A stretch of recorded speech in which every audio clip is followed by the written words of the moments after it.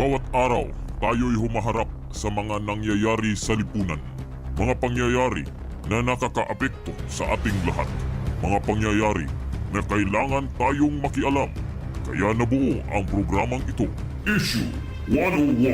Tumatalakay sa mga issue ng ating lipunan. Mga issue na dapat nating pakialaman. Mga issue na may malaking kaugnayan sa ating kapaligiran. At mga issue na may kaugnayan sa ating gobyerno. Issue 101. Narito ang inyong tagapagsalita. Issue 101. You're with Senior Simon. Senior Simon. Senior Simon. Issue 101.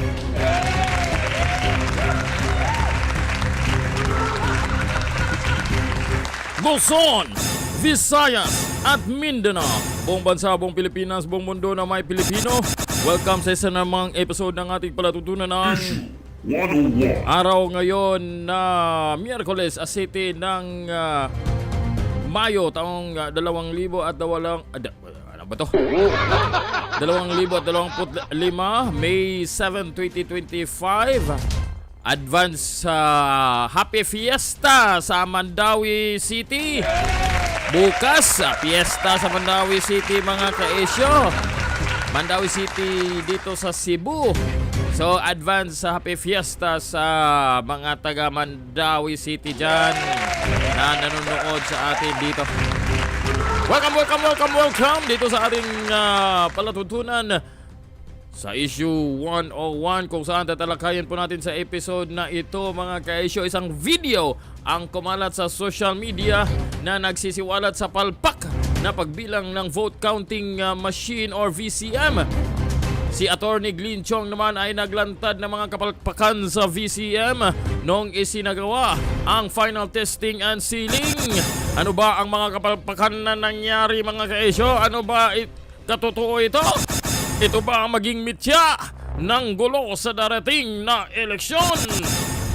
Pero bago po natin umpisahan ang ating talakayan, huwag pong kalimutan na mag-like sa video na to. I-click niyo po ang subscribe button at ang notification bell sana all para kayo po ay mapapalahanan ng kung sakaling tayo may live stream katulad nito. At huwag po din niyong kalimutan na i-follow niyo po at i-like ang ating Facebook fan page na Senior Simon 101.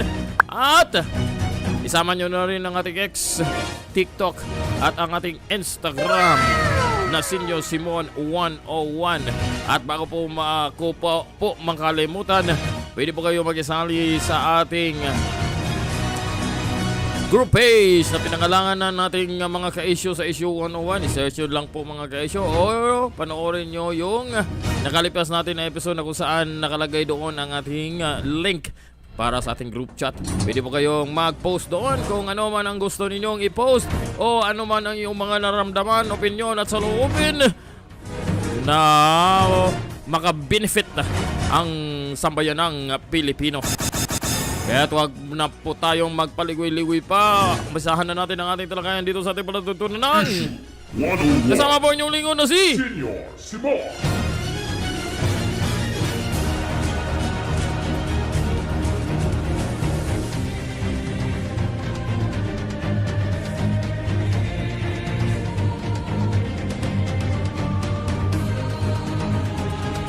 Alright, welcome back po dito sa ating Issue 101. So mga ka-issue, interesting po ang ating tatalakayin sa episode na ito dahil 5 tulog na lang mga ka-issue at huhusga na po ang taong bayan at magluluklok na po tayo ng mga mamumuno sa ating bayan o sa ating mga lugar, sa ating mga lungsod. At lalong-lalo na ang kalahati sa Senado mga ka-issue. Dahil mga ka-issue, atin pong tatalakayin dito kasi ang ilang mga kapalpakan, pero bago ang lahat, ito mga ka-issue, balita galing sa GMA News Online. So sabi dito mga ka-issue, sa balitang ito, Comelec kicks off final testing sealing of ACMs for election 2025. Ito yung itong balita na ito inilathala noong nakaraang Biyernes, May 2, 2025. Ayon sa ulat na ito mga ka-isyo, the Commission on Elections started Friday the final testing and sealing of the automated counting machines or ACM or voting counting machine in some polling precincts ahead of election 2025. Sa Pateros daw mga kaesyo, si dumalo doon si Comelec Chairperson George Erwin Garcia.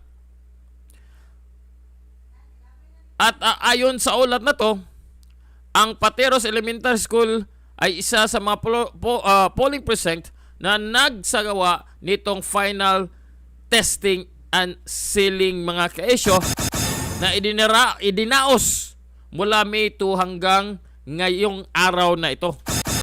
Sabi ni Commissioner Garcia, may mga lugar na nagkaisa na centralized FTS in the presence of everyone. So, ibig sabihin daw mga kaesyo na saksihan, panuorin, obserbahan ang final testing and sealing mga kaisyo. Now, isa sa dapat nating malaman mga kaisyo bago po tayo pupunta doon sa ating mga presento sa Lunes, May 12, tandaan po natin ang overvoting. Bakit mga kaesyo? Ayon dito sa ulat noong May 4, overvoting invalidates your vote ayon sa Comelec. Okay, tandaan po natin mga kaesyo ha, ang sabi ng Comelec ay pag lumagpas ka doon sa nakasaad na dami na dapat mong markahan o iboto mga kaesyo ay magiging invalid mga kaesyo ang lahat mong minarkahan doon. Yan ang sabi dito sa ulat na ito na nanggaling mismo sa Comelec. Babasahin natin mga kaesyo. The Commission on Elections Comelec in Ilocos Norte is reminding registered voters that overvoting or choosing names more than the maximum number of candidates allowed would invalidate their votes. Ayon kay Attorney Joel Hines, Provincial Election Supervisor ng Ilocos Norte, that Comelec is all set for the May polls and he advised voters to prepare a list of their candidates before going out on election day. Bakit po ko po mga kaisyo binigyan po ng emphasis ito kasi dito sa video na naging viral sa social media na kung saan during the final testing and sealing mga kaesyo may anomalyang nangyayari. Ito yung video mga kaesyo, ating pakinggan, ating panoorin kung ano ba ang nangyari mga kaesyo. Ito po ay si ACECOM PPCRV spokesperson Attorney Eileen Lisada. Dahil ayon dito sa heading mga kaesyo na ang sinubukan niya during the testing and sealing or final testing and sealing mga kaesyo, sinubukan niyang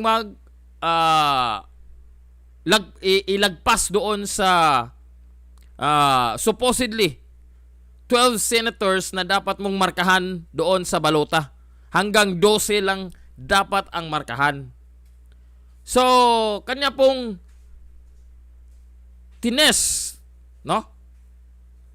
Na nagtest po siya na dagdagan ng isa para malaman kung talagang i-invalidate ng makina ng ACM or automated counting machine. Hindi na pala VCM ang tawag nito ngayon mga kaesyo. Yung ACM, kung lalagpas ka doon sa bilang na dapat mong iboto, ma-invalidate ba talaga yung boto mo? So So ito ang kanyang isiniwalat mga kaisyo, atin pong pakinggan. Check natin yung machines. When we did this in the con before with Chair George, when I shaded dalawang numbers. Okay, so unang ginawa niya mga kaisyo, dahil importante kasi itong final testing and sealing para malaman kung wala bang magiging aberya, wala bang magiging anomalya mga kaisyo sa makina. Okay? So maraming salamat po sa kakaunting nanonood sa atin dito. Kung gusto nyo pong magpahayag, pwede pong gamitin ninyo ang chat box dyan at babasahin ko kung ano mang ang inyong mga mensahe. So sa inyo pong nakikita dyan, dito mga kaisyo, patula yung mouse ko sa sadali lang ha. Ba't wala ang mouse ko sa... Hindi lumabas yung mouse ko. Capture cursor man. Okay. Ba't hindi lumabas? Oh, wait. Ba't wala? Sadali lang. Ba't nawala? Okay. Ito pala. Okay. So nakikita nyo po dyan mga kaisyo. Ito. Hindi pala siya makikita pag naka full screen. Ito mga kaisyo, kung makikita nyo yan, no? Nag-try siya na i-shade yung dalawang bilog, no? Magkadugtong. Talagang sinubukan niya na idugtong yung dalawang bilog. Para malaman niya kung i-invalidate ba yung boto niya mga kaisyo. So, ituloy natin. Names. Kaya hindi ho yan binilang doon. So, yung akin and then in another. So hindi daw binilang.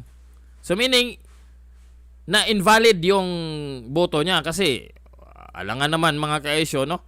Kung minarkahan niya yung dalawang magkasunod na bilog, so in other words, yung dalawang kandidato dinugtong na niya or parang talagang shaded yung yung dalawa, makikita niyo naman, di ba? Di ba? Klaro ba dyan mga kaisyo? Oh, yan. Oh. So talagang matatawag po nating dinumihan niya, no? Intentionally para malaman niya kung talagang gagana, ma-invalid ba ang kanyang balota kasi isa kasi sa ni-remind sa atin ng COMELEC ay wag pong dumihan ang iyong balota dahil baka ma-invalidate ang buong balota mo. No, talagang kung sasadyain mo talagang dumihan, mamarkahan mo kahit saan mga kaisyo, ma-invalidate yung balota mo. So hindi magiging counted ang lahat. So ayon sa kanya, sinubukan niya ng ganito, no? So ang nangyari daw, kaya hindi ho yan binilang doon. So hindi binilang daw mga kaisyo. Alam nga naman. And in another ballot. Okay, so nag-try siya ulit, nagsubok siya ulit ng ibang balota naman. Take note po mga kaisyo, ito po ay for the final testing and sealing ng ACM para sa gagamitin natin sa Lunes na eleksyon. Okay, so itong isa ay overvoted. So nag-overvoting siya. Ho ang binoto ko. So 13 ang kanyang binoto for senator. Supposedly ang atin pong iboboto should be 12 hanggang 12 lang na mga kandidato ang dapat nating markahan o i-shadean mga kaisyo. According to their desopet dito, dapat hindi binabasa. So sinabi nga kanina doon sa binasa natin na ulat ng Philippine News Agency, ayon sa COMELEC, pag nag-overvoting ka, automatic invalid yung lahat na minarkahan mo. Take note po ha. Makinig po kayo ng mabuti.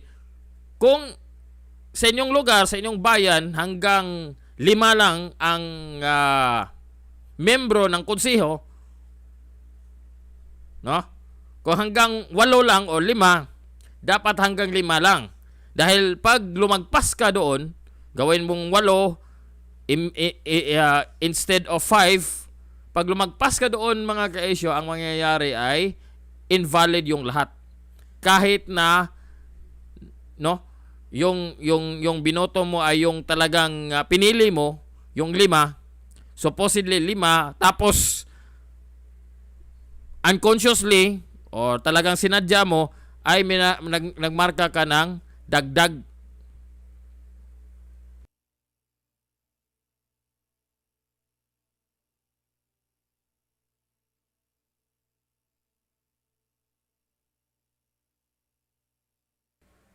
So, nagdagdag ka ng isa. So, ang mangyayari, mga ka-issue, ay automatic invalid yung mga napili mo. Okay, that's the system. Pero yung aking overvote, Nag-overvote siya mga ka-issue, sinadya niyang para masubukan kung talagang ma-invalid yung overvoting na ginawa niya. pinasa. Yung 1 to only 12. 1, 2, 3, 4, 5, 6, 7, 8, 9, 10. Ulitin natin mga ka-issue, ulitin natin. 7, 8, 9, 10. 1 to So, nag-overvoting siya, pero binasa mga ka-issue ng makina yung mga minarkahan niya. So, ito mga ka-issue na ang issue na ngayon. Dahil, supposedly, 12 dapat ang kanyang markahan, sisidan doon sa balota. Ang nangyari is ginawa niyang 13 para masubukan kung ma-invalidate ba. Ang nangyari mga ka-issue ay binilang yung 12. Take note po ha. Supposedly, hanggang 12 lang. Ngayon, sinubukan niyang dagdagan pa ng isa para matingnan kung talagang ma-invalid yung mga pinili niyang senador. Ang nangyari mga ka-issue ay binilang yung balota. At ang binilang ay 12. Nakuha niyo po ba mga ka-issue? So ito kasi ang tanong niya ngayon. only 12. 1, 2, 3, 4, 5, 6, 7, 8, 9, 10, 11, 12. 12 names I overvoted. Pero 13. So sabi ko, sino ngayon ang nagde-decide na from 13 going 12 at sino ang hindi kasama sa... This is a valid question. This is a valid question. Ha? Makinig po kayo ng mabuti. This is a valid question. Ang tanong niya ngayon, dahil nag-overvote siya ng hanggang 13, so binilang yung 12. Now, sino ang magde-decide kung sino ang hanggang saan tatanggapin ng makina, mga ka-issue, hanggang saan sa 13 na yon, or sino sa 13 na yon, mga ka-issue, ang pipiliin na kung saan ang isa sa 13 nag-overvote ka, mga ka-issue, ay hindi isasama o bibilangin dahil tatanggapin lang daw ng makina. Sabi dito niya, tatanggapin lang kahit nag-overvote ka, isa doon ay hindi bibilangin. Now, sino ang magdi-decide? So, valid ang kanyang tanong dito mga ka-issue. Ulitin natin yung tanong niya. Hindi kasama sa 12 ko. So I requested the DESO to request for an overvoting of all. Tingnan natin yung kanilang mga machines dito. Kasi how come in that one, it was fine. Dito how come, sabi ng DESO it should not read overvote. Sayang yung boto mo doon. But they're reading it. Dito, 13 ang nilagay ko. Pero binasa niya 12. Well, and then, ang aking mga linya, meron akong box, may diagonal. Sinubukan niya talaga mga ka-issue kung gaano ka-epektibo yung automated counting machine. Merong dot, merong star,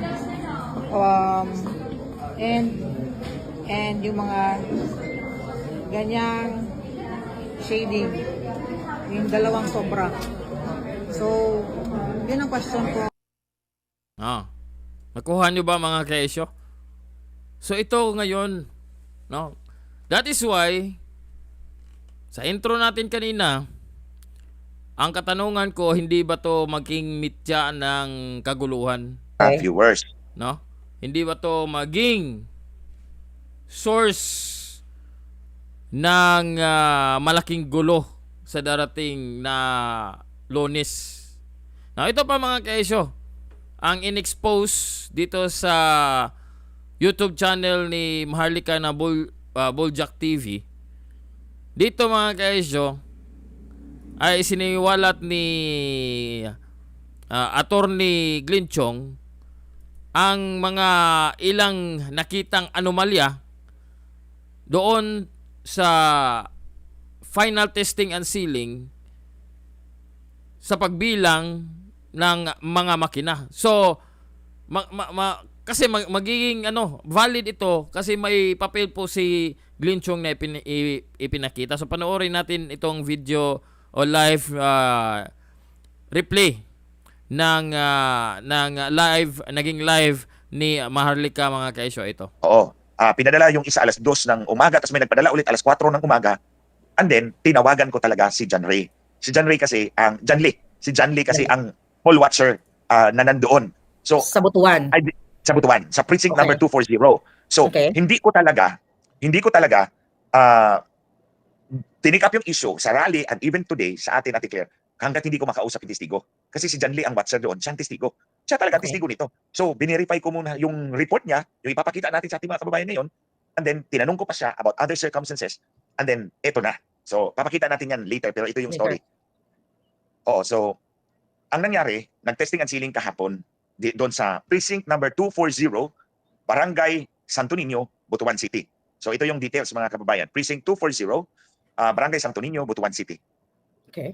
Ang test ballot na binigay kay John.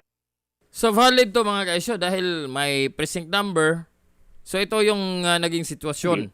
Is test ballot number 9. Kasi sabi ko nga 10 sila. 10 yan. 10 test ballots yan. 10 ballots So, yan. 10 yes, ballots. 10 test ballots. So, test ballot number 9, ang sinid niya ay si Ching Plaza for mayor. Si Ching Plaza for mayor plus 8 councilors kasi hindi kompleto. 12 dapat yan eh. So 8 lang ang konsihal ni 8 or 9. Okay, so ang kwento dito mga kaisyo ay during sa testing, yung poll watcher ay sumali doon sa testing tapos pinili niya yung mga kandidato niya, no? Isang mayor at 5 konsehal lang kasi hindi daw naging 8 yung mga tumatakbong konsehal sa ilalim nitong kandidato na ito. Under her. Okay. Under her. So sabihin natin 8. Si Ching Plaza for mayor and then 8 councilors. Kasi hindi nga kompleto. So in other words, syempre, poll watcher siya. Both straight siya sa grupo ni Ching Plaza. Diba? Okay. Yes, yes. Both straight. Siya. Kahit na yung straight is maiksi, both straight pa rin siya. 1 mayor, walang vice mayor, plus 8 councilors. 8 hanggang 8 councilors. Nang lumabas yung resibo, kinumpara niya. Sakto naman. Tama naman yung resibo. Doon sa balota. Ang problem, at dito natin matutukoy kung saan talaga ang daya nila. Nung tiningnan nila yung election return, hinanap yung ballot number 9. Ang lumabas doon sa election return sa screen ay si Lau Fortun, ang kalaban. Plus 12 councilors. Oy, nako. So, nangyari daw mga kaesyo, both straight itong poll watcher na to. So, yung mayor, pinili niya, walang vice mayor, dahil walang vice mayor daw yung partido ng pinili niya. Tapos, 8 lang doon sa councilor, which is supposedly 12. At sabi dito si Glenn Chong, na sa election return, ito yung during the counting na, no, yung pagbilang na. During the on the issued election return, kasi makikita doon kung numero ng balota mo, tapos sinong mga binoto doon sa balota na iyon mga ka-isyo. So ang nangyari daw, imbis na ang lalabas doon sa balota na yon is yung kandidato na pinili noong poll watcher na yon, ang lumabas ay yung kabilang kandidato. Yung katunggali. At ang buong slate pa mga kaisyo. Oh my God. So yan ang nangyari. Ulitin ko, mga kababayan, para malinaw sa inyo.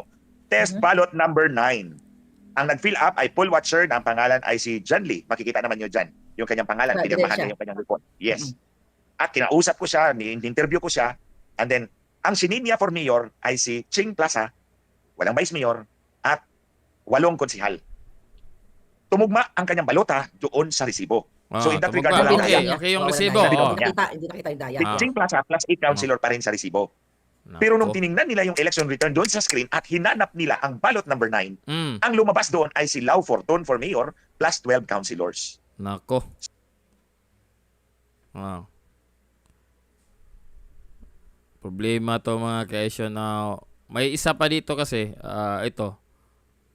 Protest decision of the electoral board.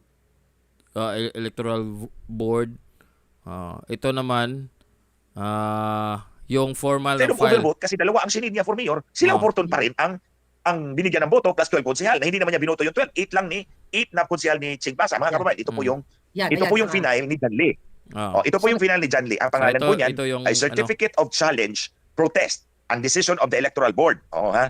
Certificate of Challenge, Protest, and Decision of the Electoral Board. So nandyan po. Clustered Precinct number 240, Barangay Santo Niño, Butuan City. Andyan yung pangalan niya, John Lee T.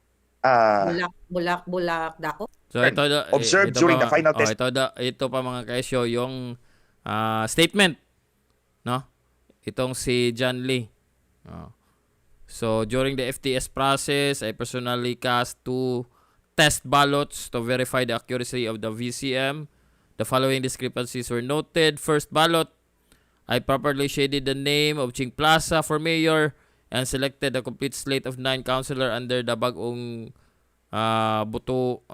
Butuan team. However, upon checking the election returns generated by the machine And sealing of the vote counting machine at Wala. accuracy of the second page side. Gen returns. Tun. Ito. By the machine. Ang sabi niya, It doon sa screen. instead reflected Lau Fortun. Then sa pangalawang test ballot, ang discrepancy naman, the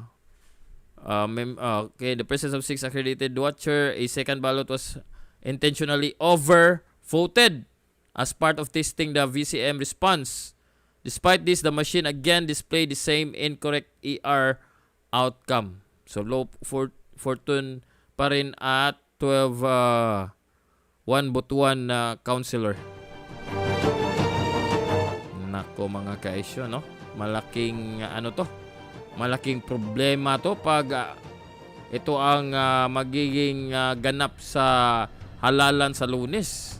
Talagang magiging malaking gulo po ang mangyayari.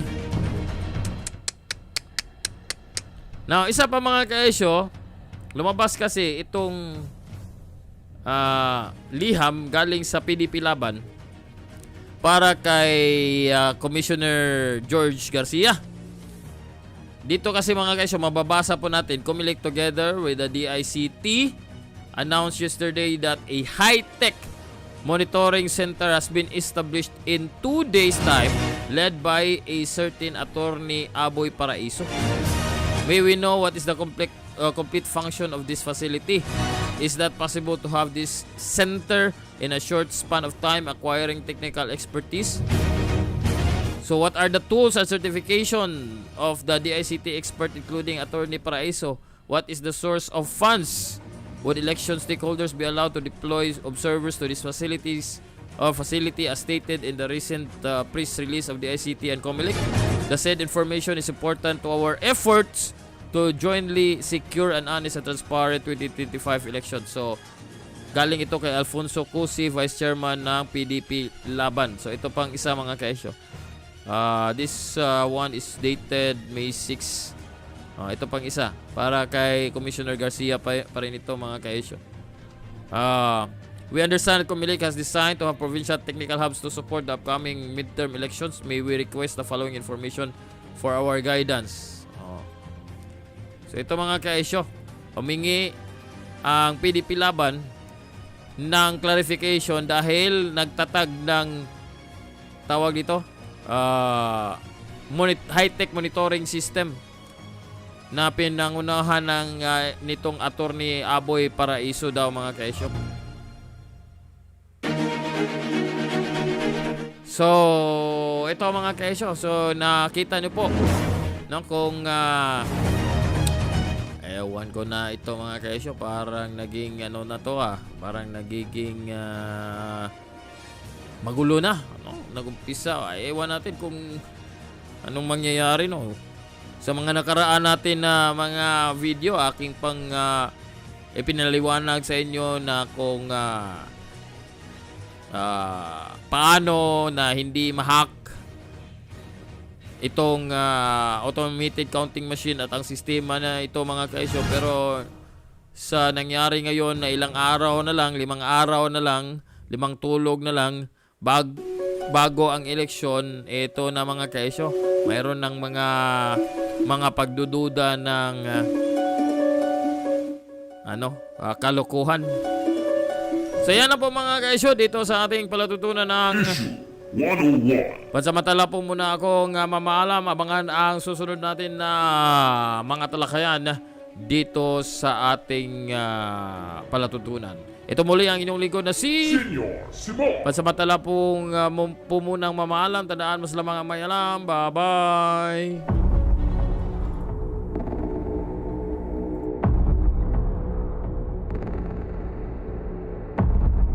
At yan ang Issue 101. Ang ilin natin sa mga kinaukulan ay umaksyon. Hanggang sa susunod, maraming salamat sa inyong pagsubaybay.